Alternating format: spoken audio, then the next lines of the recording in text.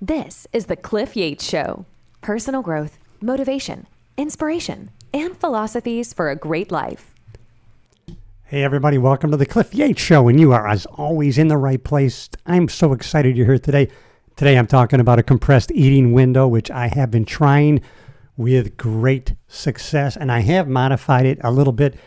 As you may know or may not know, I have been studying at from home, the Primal Health Coach Institute, founded by Mr. Mark Sisson, and it really shifted my diet or lifestyle, not a diet, shifted my lifestyle from that of a plant-based strictly, because I did start off going vegan, which I had great results with, but then I was low in omega-3s, some vitamin D, B complex, and so I started adding fish, which brought up my omega-3s, and so everything started coming into balance as I added a few things. And then I came across the Primal Health Coach Institute and the Primal Blueprint book by Mr. Mark Sisson.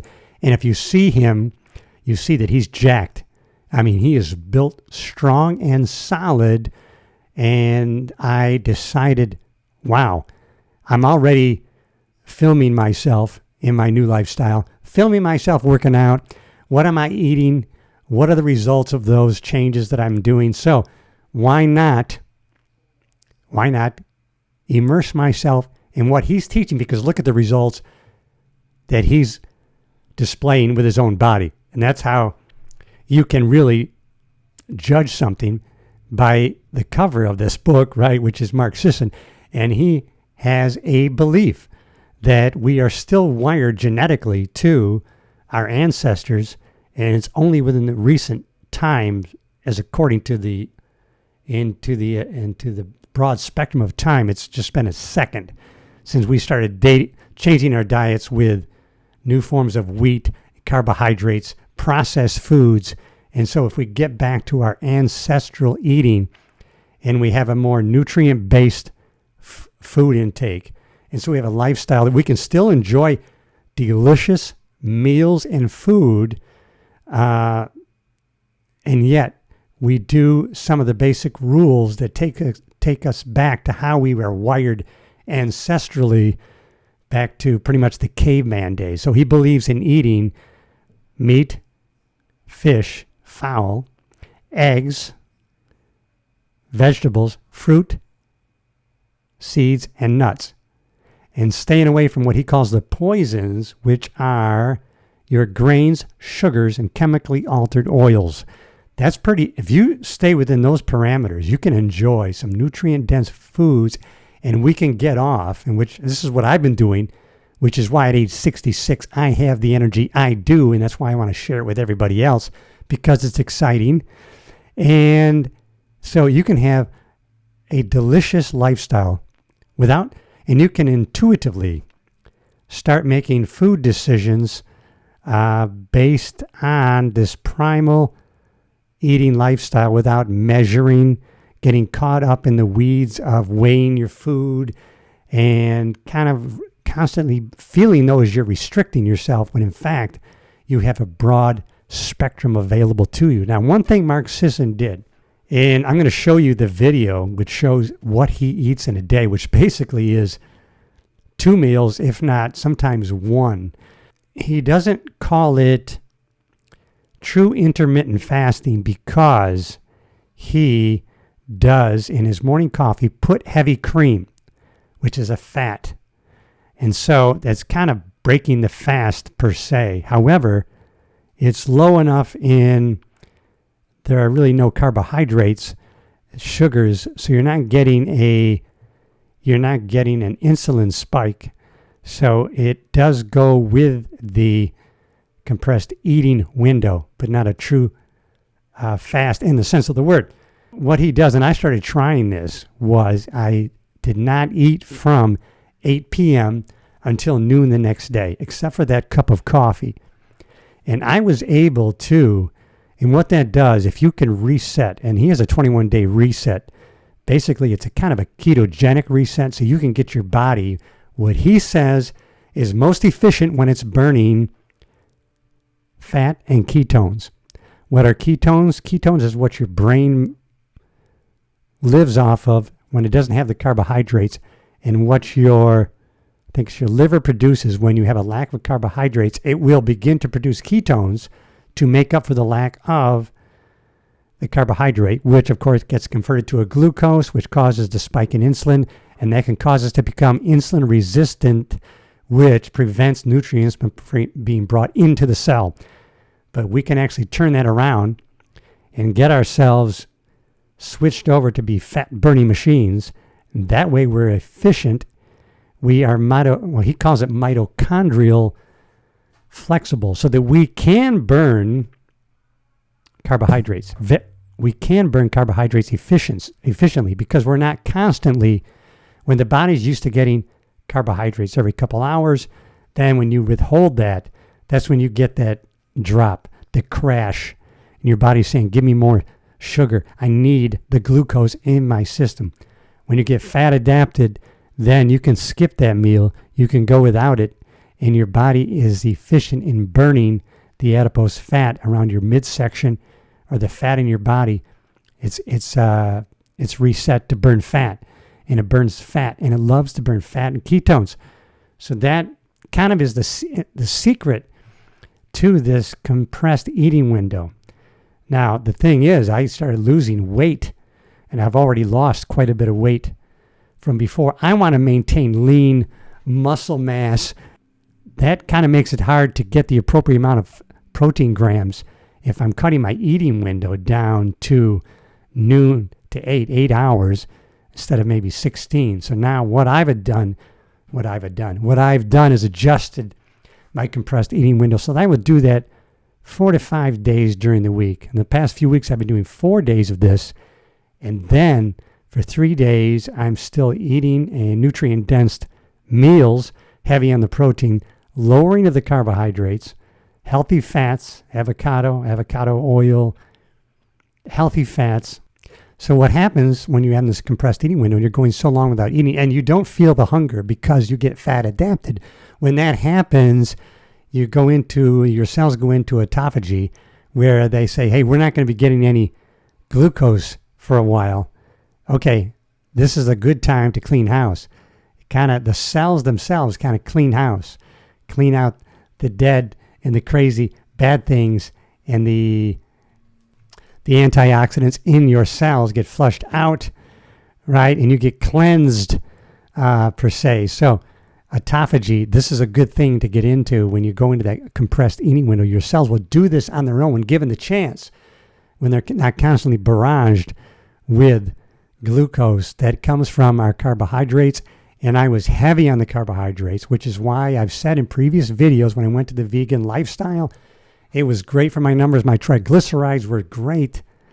My cholesterol went down to a great number, but my glucose remained high. Because why? Because of the large amounts of carbohydrates that I was ingesting, because I said, hey, I'm not ingesting processed foods or fats per se. But of course, these grain-based pastas can be highly processed. So let's listen to Mark Sisson. Take a little lesson. First, take a look at him. All right? Look at this example of this lifestyle.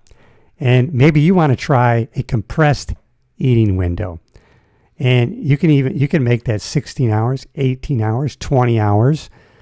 Or maybe you're going to do a fast for 24 hours, 1 day a week, a couple days a week, 3 times a week, depending on what your health goals are. And I may be able to help you with that in the future, because I'll be graduating soon from the Primal Health Coach Institute.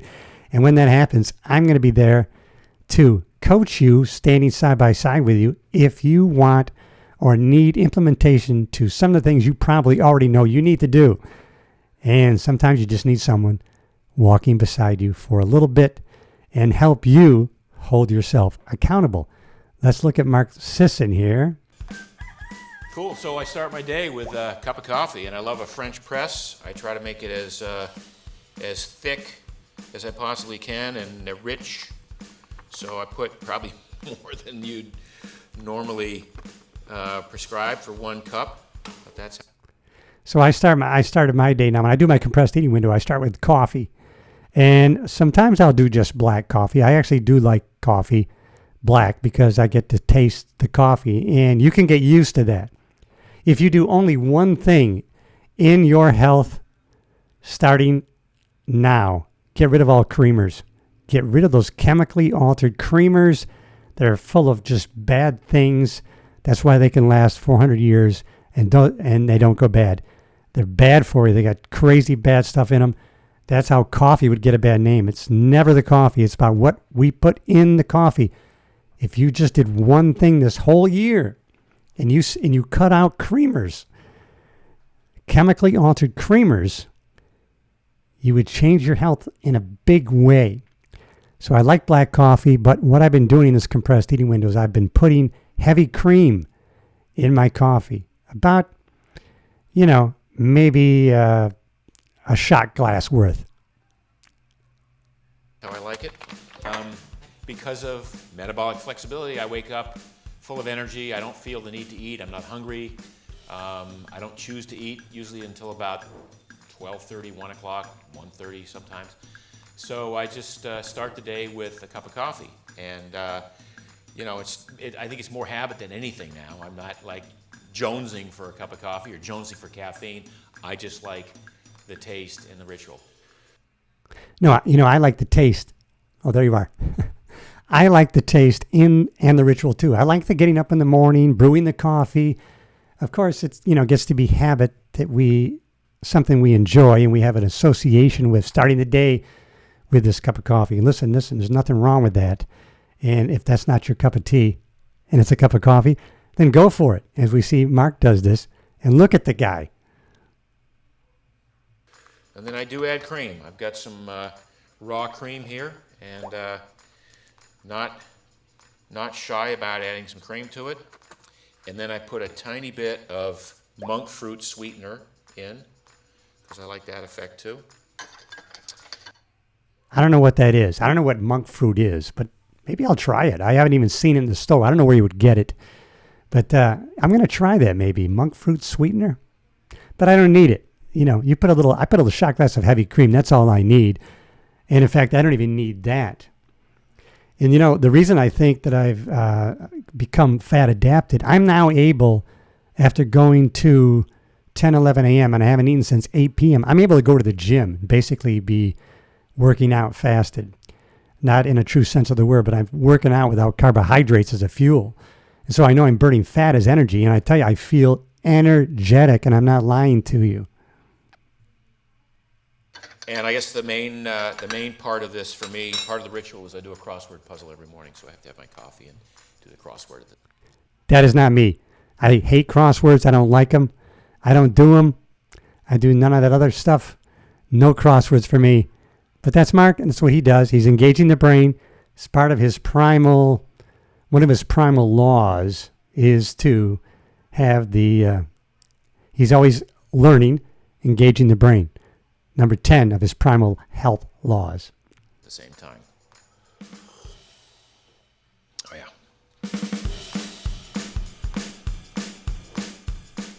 All right, so my first meal of the day is typically what most people would call lunch. It's breaking the fast. And usually around 12:30, 1 o'clock, maybe 1:30. And it consists of protein and some form of a vegetable usually. And then today I've chosen to have salmon. This is pretty typical lunch for me, with some greens. So here's his first meal of the day. He's talking 1:32 in the afternoon, and he's not famished. And he starts with protein. So he's got some kind of a salad with salmon. Now, salmon, I don't like salmon, but it is the highest in omega-3s.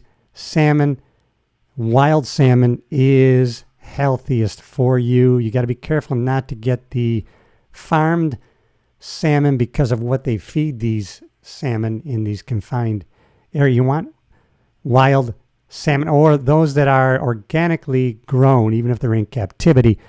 And so kind of be discerning when you're looking for fresh salmon.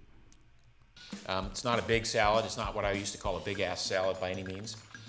It's mostly about the protein these days. I'm going to dress it with some Primal Kitchen lemon turmeric dressing, which is my favorite if I have to admit to having a favorite within the line.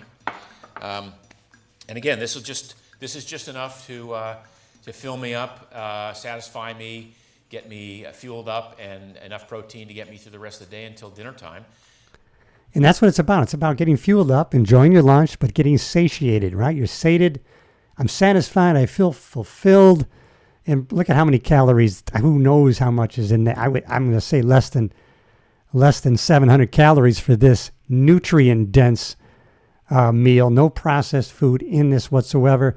And I believe it's his own Primal Kitchen salad dressing, which, by the way, as soon as I'm a graduate of the Primal Health Coach Institute, I'm going to be able to offer you, if you're one of my clients, I'm going to offer you a discount of salad dressings he sells through his own business, Primal Kitchen. So I probably won't eat again until 7:30, maybe 7:30, maybe 8 o'clock at night. So 2 meals a day for me, and that's it. So now this video is a couple years old, and he's saying, basically he's eating 2 meals a day, and that's it for him. And he's maintaining the bulk of his muscle. You see that he's maintaining that because he's getting enough protein from those 2 meals, which I find hard to believe because, I mean, the research kind of supports getting, specifically, I know, for me, I should get at least, it seems I should get at least a gram of protein per pound of body weight. And I'm trying to get back up to 175 pounds. 6'2" is not very much weight to have on, and I'm well below that, but I want to get up to that. So I really need to up my protein so that I can get that muscle weight back on. And so if I was to 7 days a week do that compressed eating window, which I could very easily do, and I've done it, but it doesn't give me enough time to get the meals that will give me enough protein grams. You can only assimilate so many protein grams in a meal. I think the science shows maybe 25 to 40, maybe, in one sitting. So if I'm trying to get 175 grams of protein, if I only have 8 hours in an eating window, it's going to be hard to get those grams in, which is why I like to do a 16-hour day to try to get the protein grams up. All right, after lunch, I don't snack in the afternoon. I don't feel compelled to. I think there's probably a reason not to snack unless you're hungry, and I'm really not that hungry. So for dinner, I might have a ribeye steak, usually some form of beef or pork or lamb, rarely chicken anymore, and a little bit of vegetables, in this case, some asparagus and maybe some avocado. So I'll just transfer. This is about an average size steak that I would consume for dinner. And I'm going to guess that the total calories here is probably 900 on this plate. And if you add that to the salmon and the salad I had for lunch, which is probably about, to be generous, 600, we're at under 2,000 calories for the day. And yet, if you look at the amount of protein that I've consumed, it's a significant amount. It's well in excess of 100 grams of protein, some healthy fats in the form of avocado. So that's interesting. He believes he got well in 100 grams of protein, but maybe with the size of the salmon and maybe the ribeye steak, maybe that would equate to 40, 50 grams each. It's a possibility. I'm going to look into that. So if he's getting 100 grams with 2 meals, then, with 3, maybe with some supplementation, I can easily get to the 170. And so as he said, right, he actually does go into the amount of calories with those 2 meals. He's saying about 2,000 is what he's getting. So he's definitely going to be fat adapted, because if you know Mark Sisson, he believes in moving a lot. He doesn't go into the gym for an hour workout and then he's done for the day and he's sitting on the couch reading. No, he's moving a lot. If you know his routine, even recently, he's posted many videos of him bicycling on the beach. He does a lot of stand-up paddleboarding. He likes that. He plays Frisbee, really, as part of his play. And he's moving a lot throughout the day. He's sprinting once every 7 to 10 days. And every twice a week he's lifting heavy things, lifting heavy weights. In the form of avocado oil, in the form of some of the saturated fat in the grass-fed ribeye steak, and not a lot of carbs. The carbs are largely in the form of leafy greens, or in this case, the asparagus. So I don't feel compelled to eat a lot of carbs. I would have a glass of wine or two with this evening meal, and that would most likely be a dry farm. Now, he has since changed his philosophy. He no longer drinks at all. I don't believe at all. And at the time, he went to a dry farm wine, which I guess has lower amounts of sugar in it. So when he was drinking a glass of wine with dinner, he even says here he went to a dry farm wine, which I guess is lower in sugar. But he has since come out with videos that are more recent, this past year or so, where he is not drinking at all. Not that he believes one glass of wine is going to be harmful, but that's his own philosophy. Farm wine selection, which means it's got no sugar, lower in alcohol, lower in tannins, and things like that.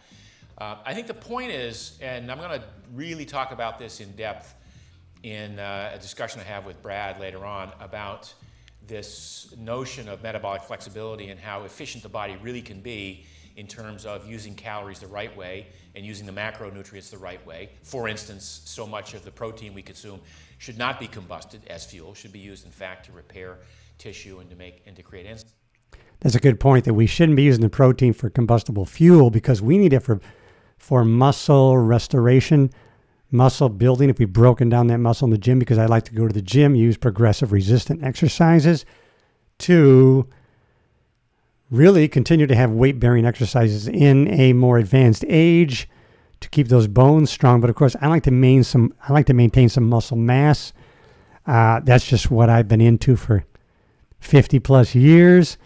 But as he said, if you get being fat adapted, you're burning fat for energy. You have ketones, then your body becomes efficient at burning that and not relying on protein at all.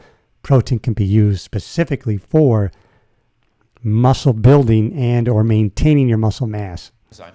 So then the body's ability, when you're metabolically flexible, to generate ketones to fuel the brain, so the need for carbohydrates goes away or dissipates certainly. And the efficiency with which you're able to utilize the food that you do eat, as long as it is good quality food. You become more efficient at that. And at the end of the day, the biggest issue, as I always say, is hunger. And if hunger is not an issue for you, if you've developed metabolic flexibility and hunger no longer runs your life, and you're able to identify what is true hunger and what are cravings and sort of learned behavior.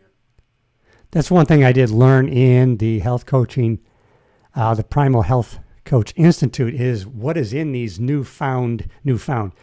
A while ago, they went to a different kind of wheat. They went to a dwarf wheat to get more in the harvest so that we could export more grains to other countries. But these grains have in them these protective things on the grains. The intention was for, genetically, these grains didn't want the bison eating them, so they had stuff on them, lectins, that would upset the stomach of the bison, so that they would decide we're not going to eat that anymore, and so the wheat would survive. And so that's how people get people who are really sensitive to that. Those are the ones who need a gluten-free diet. And so some of us, I don't react to it, but it's not good for the stomach. But also, it generates a hormone, these grains, that stimulates hunger. So he's talking about here that being satiated, if you don't have the hunger anymore, you're not going to overeat, and you're not going to have that appetite where you feel, I need more to eat. When you've already eaten enough nutrient-dense foods throughout the day, you can be satiated, and you're not getting those hormones, which triggers your brain telling you you're still hungry when you've already met your nutrient needs. And so that's an important thing that he's getting to. He's not hungry. Now, he said he rarely snacks. Now, I use what actually he prescribed in the training as a healthy snack. So I have a mix of almonds and dark chocolate morsels. Not a lot, just a few sprinkled amongst the almonds, and I have those with my, what I would call my healthy smoothie, not loaded with any sugar. And it is a delicious meal that satiates me, low calories, nutrient dense. That's what you want. You can really settle into a very tasty and effective way of fueling yourself, literally with every meal of every day, and making sure that every bite tastes awesome, as I do. Thank you, Mark Sisson. And what a fantastic school, the Primal Health Coach Institute. If you have any interest in being a health coach, check that out online. The Primal Health Coach Institute. So, hey, now why not give that a try? A compressed eating window. Just experiment with it for a week. See if you can do it. Do it maybe 3-4 days a week. See what happens. This is the reaction I got. Try a 16-hour, try an 8-hour eating window. Try or adjust this to your schedule. I found it best if I did 8 at night until noon the next day. Right? I mean, if you think about it, 8 at night, now I only have to go a couple hours before I go to bed. 7-8 hours I'm sleeping. I'm already 10 hours into it. I get up, I have a cup of coffee. Maybe I go to the gym and I'm still not hungry. By the time I get back to the gym, now I'm at 11:30 going on 12 on my 16th hour. I'm able to easily do it now, depending on your schedule, work, sleep. Otherwise, it may not work for you in that respect. Maybe try a 12-hour. Maybe instead of an 8-hour, maybe a 12 and 12. 12 hours eating, 12 hours not eating. But experiment with a compressed eating window. See what reaction you get. I have a feeling it's going to work for you. I think you're going to get good results, and you may incorporate that into your lifestyle on a permanent basis. Hey, this is Cliff Yates. This is the Cliff Yates Show. You know I love you. See you in the next episode.